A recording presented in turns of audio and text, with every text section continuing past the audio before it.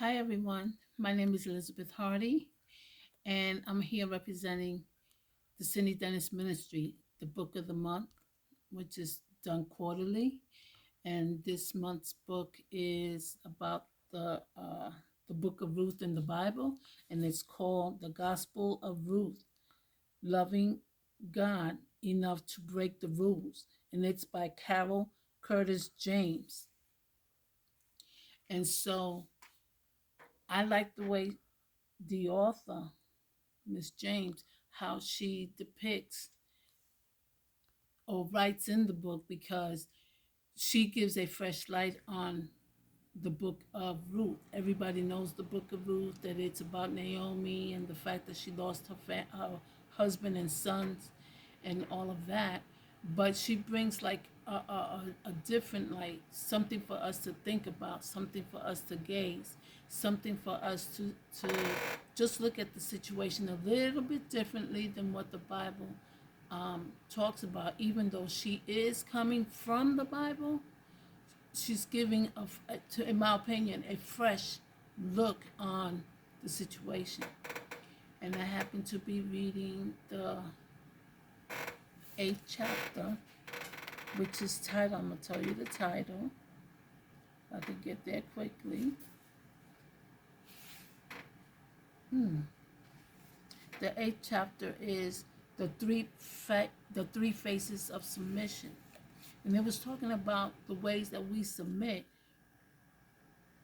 to our husbands, or in any situations, how we submit, the art of submission. Now, when you're in a Christian home, they encourage you to be submissive when you get married to your husband. Do everything he says. Keep your house clean, cook for him, wash his clothes, just be there for him. Forgetting all about what you have done, especially in today's society where women are working, women are bosses, women are educated, whereas back then they were not educated. But nevertheless, submission is submission. And as I was reading it, it talked about how submission was an attribute of Jesus. So that further let me know that that was a way of life. And that's what she says, that it's a way of life to be submissive in all areas, not just in one area, but in all our areas of our life. Whether we're talking to our mom, whether we're talking to our dad, brother, sister, husband, boss, whomever, being submissive. Once you're submissive, you're always going to be submissive, and it's not a bad thing. It really isn't. Because being submissive, in my opinion, is just being humble. It's just another form of saying, I'm humble, or her actions are humble, which is what Ruth did. Ruth's actions throughout the whole book of Ruth, as we read the Bible, is her being submissive. When she was married to her husband, obviously she was submissive to him in the old-fashioned way.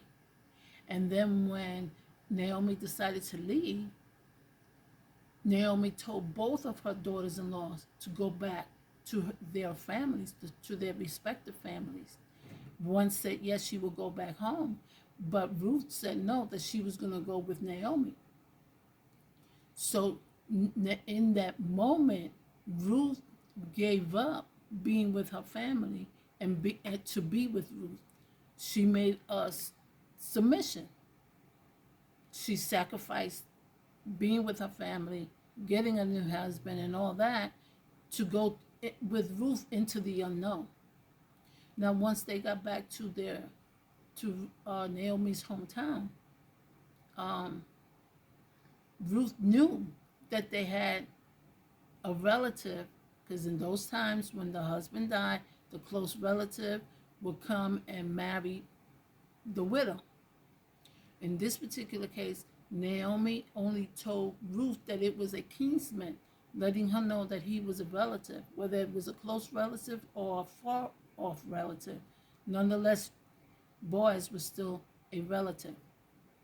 And so Naomi, in her own mind, was devising a plan to make life easier for Ruth. that she wouldn't have to suffer being alone, suffer about how she was going to make ends meet or anything like that. But in the midst of all of that, what ended up happening was, as the author says, Naomi sacrificed, knowing exactly who was the closest kinsman, to go over and set Ruth up with Boaz. Now, at first it was all innocent, as the Bible says. She was there. She went to glean in the fields. She happened to glean in the fields of Boaz. As soon as she went home and told Naomi that, Naomi started coming up with her plan, which, unbeknownst to Naomi, was also God's plan. Because in it, we see how God worked through Naomi, how he worked through Ruth, and how he worked through Boaz, and even their closest um, relative, Amalek.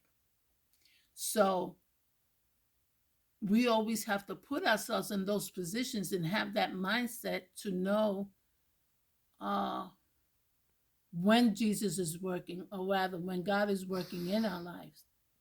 So, like again, I say, it gave a fresh new look on the situation.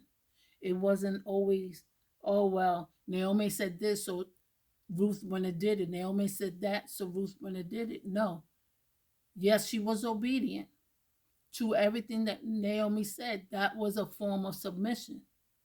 Then, when it was time, when Naomi told her to go to the threshing floor and to meet Boaz there, during that time, if you were caught in a man's bedroom, so to speak, you were nothing but a harlot. But in this particular case, Boaz grew to love Naomi, grew to love Ruth. And so because of that, he told her to wait, gave her the plan, wait till the morning and leave out. He was concerned about her. So in that, she was obedient to Boaz, again, being humble towards him, just as he was concerned about her and her welfare, because he didn't want anybody talking about her, because she really wasn't that type of woman to be, out there with men and this and no, she was not that type of woman. Although what her actions said would have dictated something totally different in that time. And I put myself now, as I'm thinking about it, in the world today. A lot of us, like I said, we go to work, we come home, tend to our families, do the things that we're supposed to do according to um, the Proverbs 31 woman, the virtuous woman, doing the things to grow the household, to grow our family. But in this situation, she really didn't know who Boaz was until she started, I guess, falling in love with him. And so the author, she brings that out. And the connection with the submission in Ruth. Ruth was not only submissive to Naomi, she was also submissive to Boaz. In both cases, she was submissive, one word. But again, I say she was being humble towards them both, because she didn't know what the future was going to hold for her. She didn't know if Boaz was really who Naomi said he was. And in the end, Boaz went behind the scene, as we know in what it says in the word. He went to Amalek and told him about Ruth and the fact that she had come back with Naomi, and stated her situation. And so at first Amalek was all with it. But then when Boaz added that not only the inheritance was going to come to him, but also this new wife. And so when Boaz spoke of Ruth as being the new wife for Amalek, Amalek said, no, I can't do that.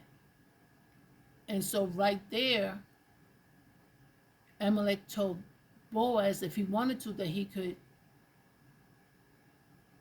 buy the land from him. And as was customs during that time, when a piece of property was sold, you took off your sandal and gave it to the person. That was like a promissory note, and that's how it was done.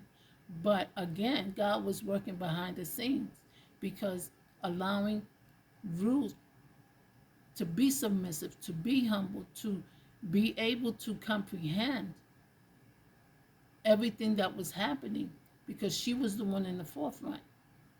Naomi wasn't there, and Boaz didn't know who she was in the beginning.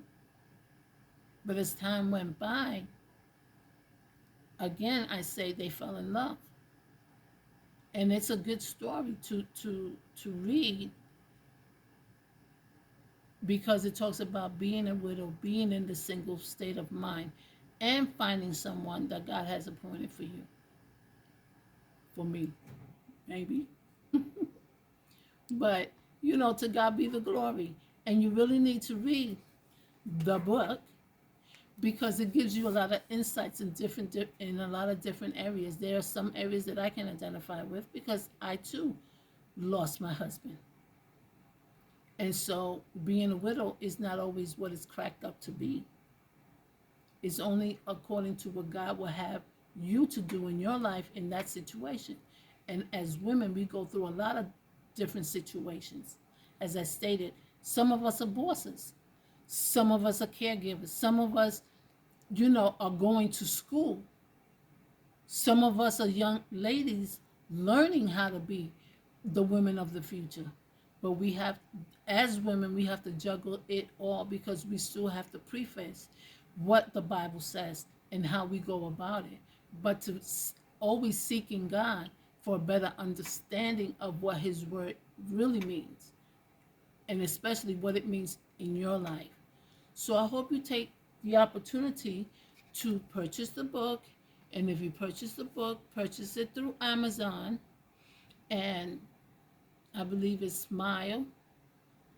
And it will connect you with the Cindy Dennis Ministry. And then you could buy the book that way. We get a portion of the proceeds. Um, so it was my pleasure again. My name was Elizabeth Hardy on behalf of the Cindy Dennis Ministry. Watch out in your Facebook's uh, accounts. We have a lot of activities. There's an activity coming up on April the 15th. It's our Let's Connect, and we'll have a wonderful time. So thank you for your time tonight. God bless.